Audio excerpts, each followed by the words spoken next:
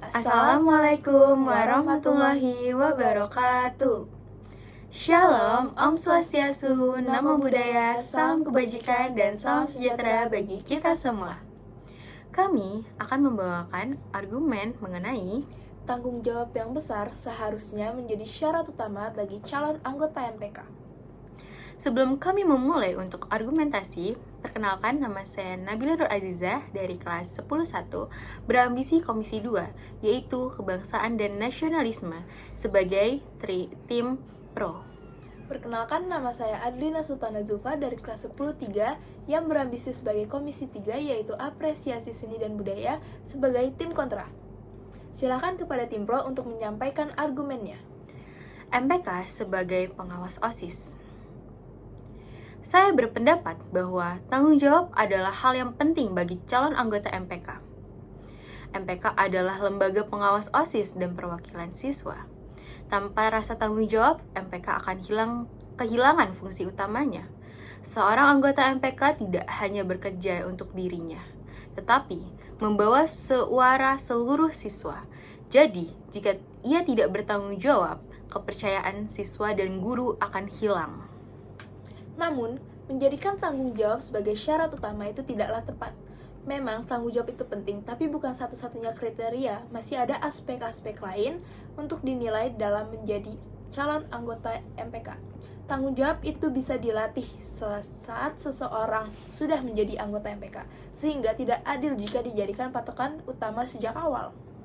Saya setuju bahwa rasa tanggung jawab bisa dilatih.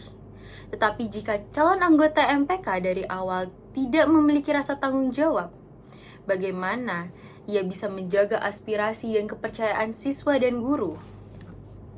Namun, tidak semua calon bisa langsung untuk memiliki rasa tanggung jawab yang tinggi. Jika seseorang yang sudah bertanggung jawab itu diterima, maka kesempatan bagi siswa yang mau untuk belajar itu akan tertutup. Menurut saya, seorang siswa harus terus berkembang, disiplin dalam berbagai hal. Contohnya, disiplin dan berkomitmen dengan berlandaskan rasa tanggung jawab, sehingga siswa tersebut dapat memiliki rasa tanggung jawab yang terus berkembang. Namun, landasan sebagai anggota MPK itu tidak hanya dari rasa tanggung jawab, tetapi dari beberapa aspek lain seperti kreativitas, keberanian, dan kemampuan untuk komunikasi. Tapi yang saya bahas di sini mengenai rasa tanggung jawab.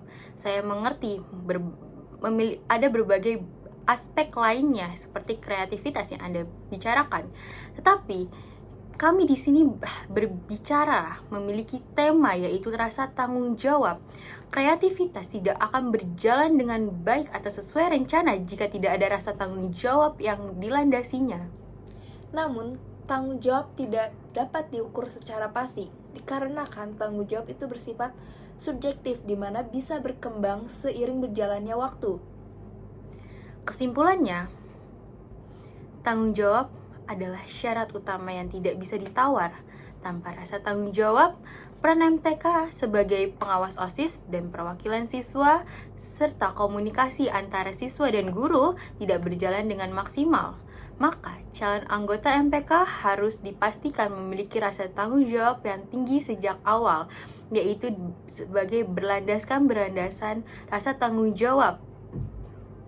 Namun, menekankan tanggung jawab secara berlebihan itu dapat menimbulkan tekanan yang membuat calon anggota MPK itu dapat menjadi stres dikarenakan tanggung jawab yang berlebihan.